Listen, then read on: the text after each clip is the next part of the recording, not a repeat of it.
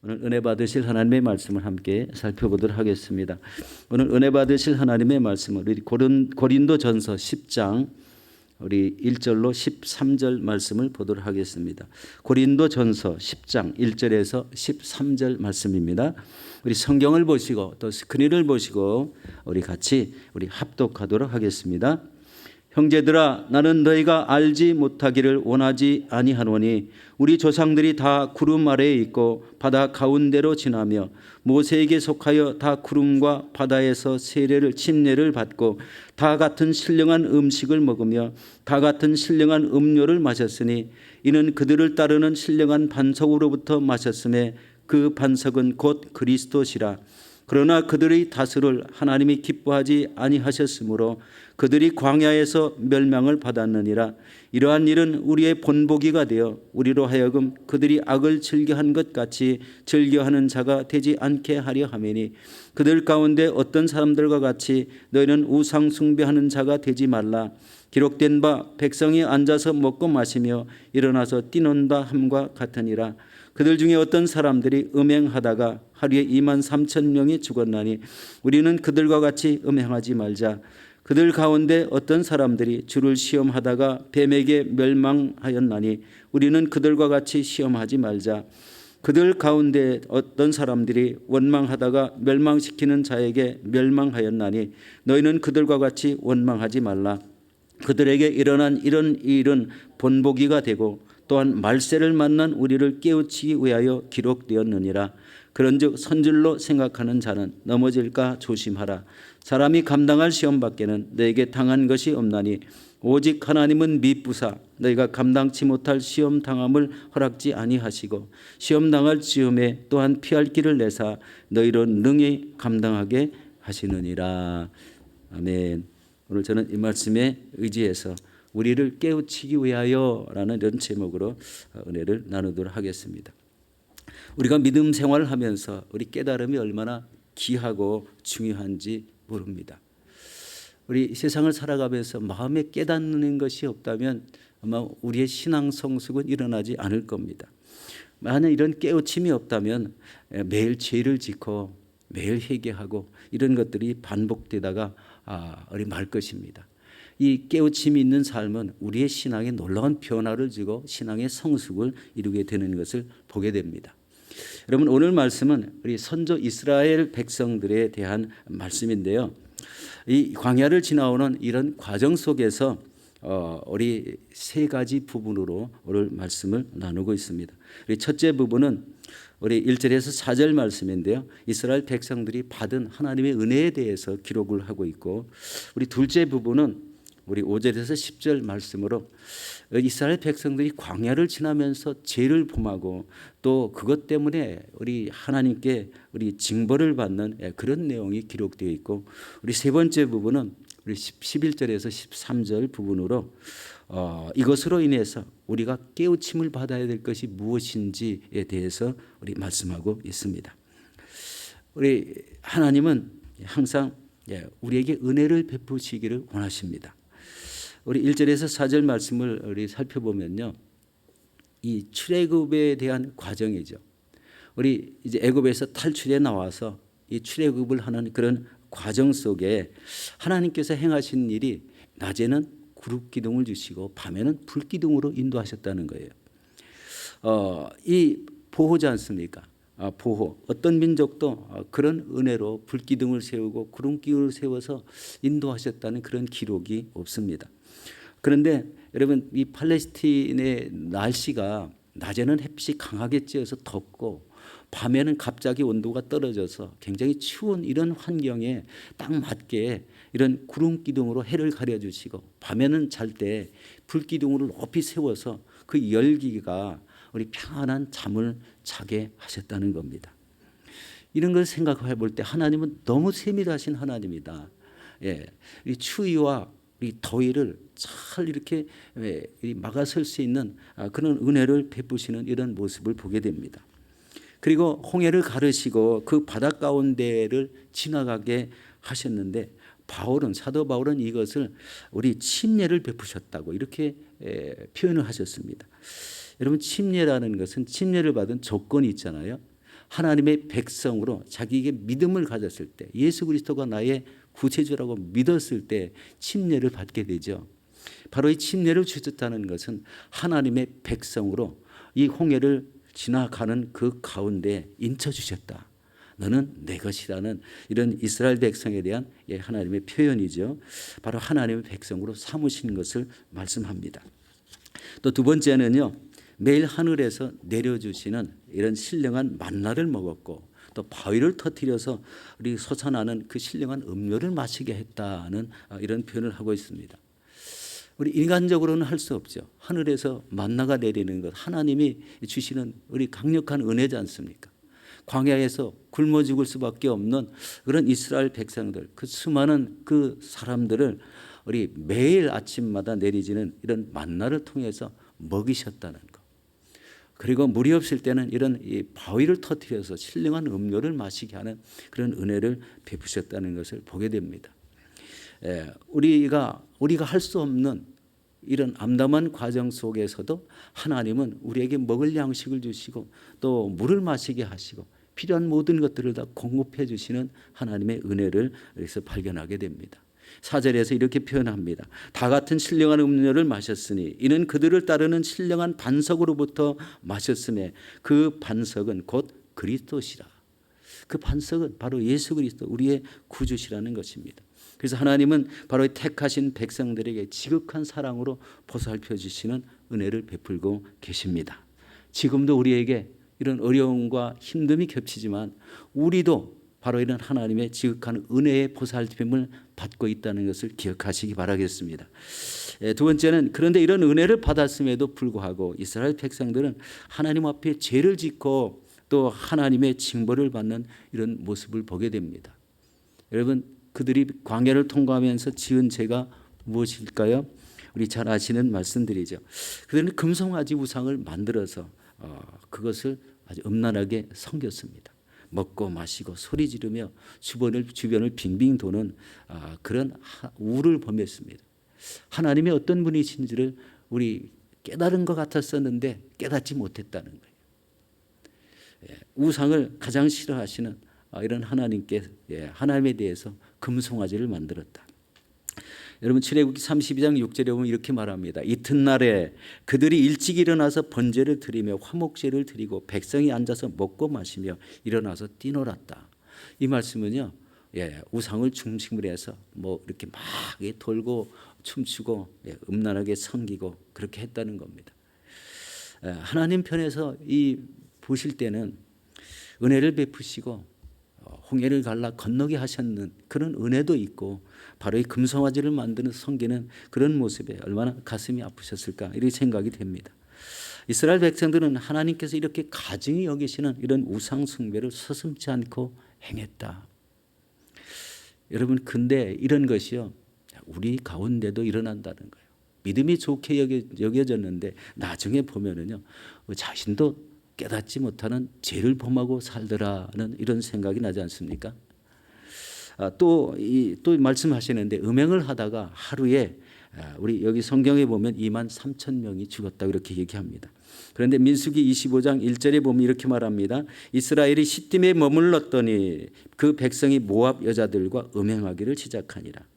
민수기 25장 9절에 이렇게 말씀합니다. 그 연병으로 죽은 자가 2만 4천 명이었더라 이렇게 말씀하고 있습니다. 아마 기사가 우리 착오가 있었는지는 모르지만 여기 성경에는 2만 3천 명으로 기록되어 있습니다. 그리고 그들 가운데 어떤 사람은 주를 시험하다가 뱀에 물려서 멸망하였다는 표현을 주고 있습니다.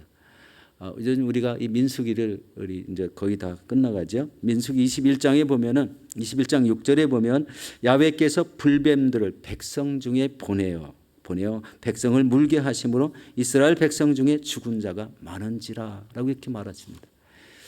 이 배경에는요, 우리 길을 이렇게 돌아가지 않으면 안 됐습니다. 그런 험한 길을 이 가축을 이끌고 가족들을 이끌고 다니기가 너무 불평하니까 막 원망불평을 해버렸어요. 그리고 하나님께서 내려주시는 만나를, 이 음식을 우리 싫어한다 이렇게 표현을 해버렸습니다. 그러니까 이 불뱀을 보내서 거기에 물리면은 이게 죽는 이런 어려움을 겪게 되었죠. 그렇지만 민수기 21장 9절에 보면 우리 모세가 부르짖을 때 놋뱀을 만들어서 장대에 달라. 그래서 그것을 쳐다본 자는 다 살게 하시는 은혜도 베푸셨습니다.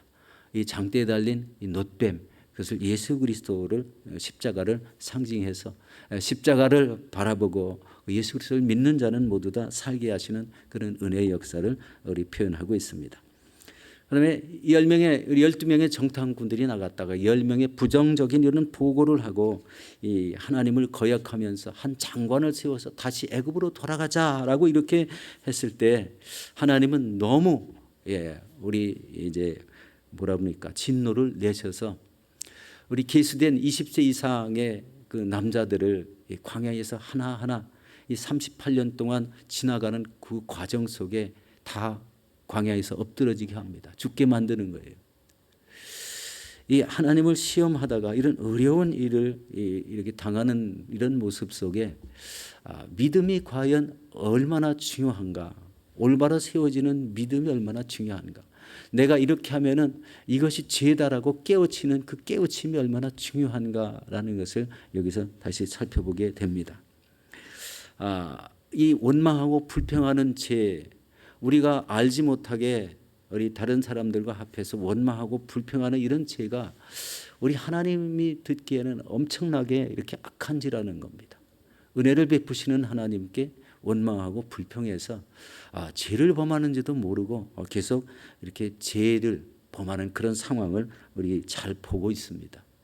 내 자신이 그렇지 않은가 이렇게 살펴볼 필요가 꼭 있다는 겁니다.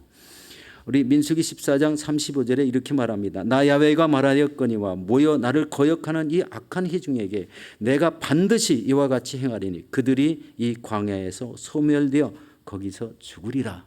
이렇게 말씀합니다. 이 내용을 바로 시편 90편에 모세의 시편에 이 연수가 70이요 강건하면 80이라도 이런 시편이 지어진 배경이 바로 여기에 있습니다. 그러면서 말씀하시기를 이렇게 조상들이 광야를 걷는 동안 지은 죄악이 말세를 만난 이 시대에 우리를 깨우치기 위해서 기록되었다라고 이렇게 말씀합니다. 이 말씀이 오늘 키포인트입니다. 바로 이렇게 지은 이스라엘 백성들의 죄악이 말세를 만난 우리들을 깨우치기 위해서 기록되었다. 사도 바울이 그렇게 표현했습니다. 우리 고린도전서 10장 11절 말씀입니다. 그들에게 일어난 이런 일들은 본보기가 되어 또한 말세를 만난 우리를 깨우치기 위하여 기록되었느니라. 그렇다면 이 시대에 우리는 바로 어떤 깨우침이 필요할까요? 바로 이것을 한번 살펴보도록 하겠습니다. 첫째는 이 죄는 모양이라도 버리라는 깨우침입니다. 죄를 지면 죽는다는 거잖아요. 죄를 짓는 자는 반드시 죽는다는 깨우침입니다. 죽는다는 것은요 금방 죽지는 않습니다. 영원히 죽어서 멸망시킨다. 멸망할 수밖에 없다는 겁니다. 그러면 죄를 짓지 말라. 그리고 죄를 지었다면 즉시 회개해서 그 행동을 돌이키지 않으면 안 된다는 것을 말씀하는 것입니다. 그리고 이제 주를 시험하는 자는 죽는다. 하나님을 시험하지 말라는 거예요. 우상을 숭배해서 시험하고 각종 여러 가지로 자꾸 시험하는 이런 것은 죽을 수밖에 없는 일이다. 그리고 주를 거역한다. 하나님의 말씀에 거역하는 자는 죽게 된다는 겁니다. 그러므로 우리는 어떻게 살아야 됩니까? 바로 이런 죄악을 버리고 그리고 하나님이 말씀하시는 그 말씀에 순종해야 된다. 순종을 넘어서 철저하게 복종을 해야 우리의 영혼이 살아날 수가 있습니다. 이 세상을 보면은요 죄악투성입니다. 잘못 발걸음을 딱 디디는 순간부터 죄를 짓는 일들이 너무나 많습니다. 바로 이런 죄악들을 구별해서 짓지 않아야 된다. 그런 말씀이죠. 그리고 말씀과 성령으로 충만해서 이 시대를 이를 분별하는 이런 신앙을 가져야 우리가 살 수가 있습니다. 그래서 우리가 이 땅을 살면서 나 자신을 쳐서 하나님 말씀에 복종시키는 훈련이 꼭 필요하고요. 그다음에 말씀과 성령의 충만한 이런 신앙을 가져서 분별력을 갖지 않으면 안 된다는 것입니다. 그래서 그리고 이 분별력을 가졌다면은 우리는 바로 깨어 있는 이런 신앙을 통해서 이 시대에 우리에게 주시는 사명이 무엇인가를 깨닫고 실천하는 삶이 우리 영생으로 인도하는 지름길로 인도되게 될 줄로 믿습니다. 우리 12절에 이렇게 말합니다. 선줄로 생각하는 자는 넘어질까 조심하라. 굉장히 좀 아이러니한 말씀 중에 하나가 나는 믿음의 굳건히 섰다는 겁니다. 그런데 사도 바울은요, 이때가 넘어질까 조심하라고 이렇게 표현한 말씀입니다. 이게 믿음이 좋다고 했는데 넘어지는 사람, 넘어지네, 이런 현상을 가졌다는 거예요. 여기서 선줄로 생각하는 자라는 것은 어떤 사람일까요? 예수를 믿고 말씀을 배우고 성령의 은사를 받아서 강한 믿음을 가졌다고 생각하는 사람이라는 거예요. 그런 믿음을 가져서 하나님 성전에서 열심히 헌신하고 충성하고 봉사하는 이런 사람들입니다. 그리고 오래 믿었고 모든 것을 다 안다고 생각하는 이런 마음을 가진 사람들이라는 것입니다. 그런데 이런 사람들은 아니라는 마음이 하나 있어요. 나는 구원은 따놓은 당상이다. 나는 구원은 보장받은 사람이다라는 이런 마음속에 마음가짐을 그렇게 갖고 있다는 거예요. 그런데 그런 사람에게 어느 믿음의 굴곡이 생기고 어려운 일이 생길 때 그때를 조심하라는 겁니다. 그때 입에서 나오는 말이요, 불경건한 말 한마디가 여태까지 쌓아온 신앙을 다 뭉개버릴 수가 있다는 거예요. 선줄로 생각했는데 그때부터 넘어지는 거예요. 넘어지는 속도는 무지하게 빠릅니다. 건물을 세우기는 굉장히 힘든데 무너뜨리는 건 순식간입니다. 사람도 믿음이 세워졌는데 무너지는 건 순식간입니다. 한순간에 패대기 쳐지는 바로 이런 사람이 될 수 있다는 거예요. 이 말씀이 굉장히 좀 어려운 말씀이죠. 그렇지만 현실적입니다. 여러분 잘 아시는 종교개혁한 마틴 루터도 이런 것을 경험했습니다. 마음속에서 끊임없이 솟아오르는 이 근본적인 죄 문제 하나가 있었어요. 그게 뭐냐면은 지금까지 범한 죄도 중요하지만 그보다 더 큰 문제는 하나님의 뜻을 따라 정결하게 살면서 충성하려고 하는 그에게 끊임없이 찾아오는 이 죄가 뭐냐면은 이 정욕을 만족시키고자 하는 죄입니다. 정욕적인 이런 죄가 끊임없이 이 안에서 끊어내지를 않는 거예요. 이것 때문에 마틴 루터는요, 우리 기도를 굉장히 많이 했답니다. 이것을 끊어주시옵소서. 하나님 앞에 기도를 엄청나게 많이 했고 말씀 묵상도 했고 또 성경 연구도 하면서 이 정욕적인 죄악을 끊어달라고 이렇게 많이 외치고 기도하고 말씀 속에는 과연 어떤 이런 말씀들이 있는가를 우리 주의 있게 많이 살펴보았다는 거예요. 그리고 저 유명한 28계단 성당의 계단을 무릎으로 올라가는 그런 시도도 했던 사람입니다. 그러나 죄의 정욕은 그런 노력에도 불구하고 해결할 수가 없었습니다. 그런데 마틴 루터는 이 로마서를 연구하다가 드디어 이러한 죄인에게 비춰주는 하나님의 빛을 발견하게 되었습니다. 우리 하나님은 바로 이런 정욕의 사람, 죄악의 사람, 더러운 이런 인간성을 가지고 있는 이 그대로 받아주시고 그들의 죄를 예수 그리스도의 몸에 담당시켰다는 이런 큰 깨우침을 받게 되었습니다. 바로 이 로마서 7장 24절을 읽다가 바로 이 깨우침을 받았는데 오호라 나는 곤고한 사람이로다. 이 사망의 몸에서 누가 나를 건져내랴. 바로 예수 그리스도께서 나를 건져주셨다는 이런 확신을 갖게 됨으로 인해서 이 정욕의 죄악, 끊어지지 않는 죄악을 다 떨쳐내게 되었고 그 이후에 종교개혁을 해서 우리 개신교가 탄생시키는 이런 놀라운 사람이 되었습니다. 그분도 한때는 이런 떨쳐지지 않는 이 정욕적인 죄악을 가지고 있었다는 거예요. 모든 사람이 존경하고 대학에서 우리 교수가 되어서 이런 신학을 가르치는 이런 사람이었음에도 불구하고 이런 죄를 품고 있었다는 거예요. 참 쉽지 않죠. 이 자신을 이렇게 고백하고 많은 사람들에게 알 수 있게 고백한 이런 말씀은 그런 것이 하나의 본보기지 않습니까? 이런 죄를 가지고 있었는데 내가 하나님의 말씀에 의해서 주시는 깨우침을 받았기 때문에 이걸 떨쳐낼 수 있었다 하는 이런 말씀입니다. 그러므로 바로 이 루터가 하나님 앞에 무릎을 꿇게 된 것은 예수 그리스도가 나에게 가장 중요한 분이다. 나의 죄를 용서해 주시고 나의 죄를 대신 짊어지시고 십자가에 죽으신 그분이 나의 구주다라는 이런 말씀입니다. 우리 이런 하나님 기도하시다가 여러분도 말씀을 읽다가 더 깊은 깨우침을 통해서 여러분 믿음이 더욱더 성숙하시기를 예수 이름으로 축원합니다. 이제 마지막으로 우리 하나님께서는 감당치 못할 시험을 주시지 않습니다. 우리 13절 말씀이죠. 사람이 감당할 시험 밖에는 너에게 당한 것이 없나니 오직 하나님은 미쁘사 너희가 감당하지 못할 시험 당함을 허락하지 아니하시고 시험 당할 즈음에 또한 피할 길을 내사 너희를 능히 감당하게 하시느니라. 여러분 현재 우리는 이 코로나 전국에서 내적으로 외적으로 이 믿음의 시험을 당하고 있어요. 저에도 말씀드렸지만 뭐 투스케아 포스케아 어떤 때는 락다운이 돼서 교회에 출입을 못하게 하는 이런 어려움도 겪었죠. 어떤 어르신이 그렇게 말씀하는 걸 들었어요. 하나님 성전에 나가서 말씀을 듣지 못하니 너무 믿음이 연약해졌다고. 이게 어르신 말씀이 아니라 이 다 모든 성도가 그런 마음을 가질 수가 있습니다. 하나님 전에 나와서 말씀을 듣고 우리 믿음과 함께하는 성도들과 연합하는 이런 그 삶이 이런 말씀 듣고 예배드리는 것이 얼마나 귀중한가를 표현하는 말씀이지 않습니까? 그런데 이 락다운으로 이 코로나로 또 본인 스스로가 코로나에 확진되었다면 그것 자체가 우리 마음에 좀 시험거리죠. 그렇지만 우리 흔히 하는 말로 이 또한 지나가리다. 이런 역사가 속히 생기기를 바랍니다.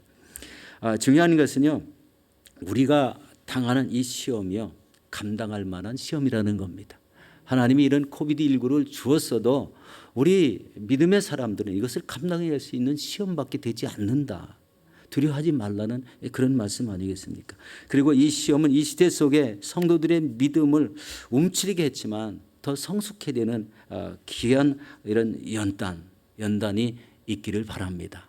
이것을 통해서 연단은 받았지만 신앙은 더 두터워지는 이런 삶이 우리에게 전개되어서 이 시대 속에 움츠려들지 않고 강하게 담대한 믿음으로 매일매일의 삶에서 이렇게 깨우침을 통해서 내가 성숙한 신앙으로 다시 일어서시는 저와 여러분들이 되시기를 예수 이름으로 축원합니다.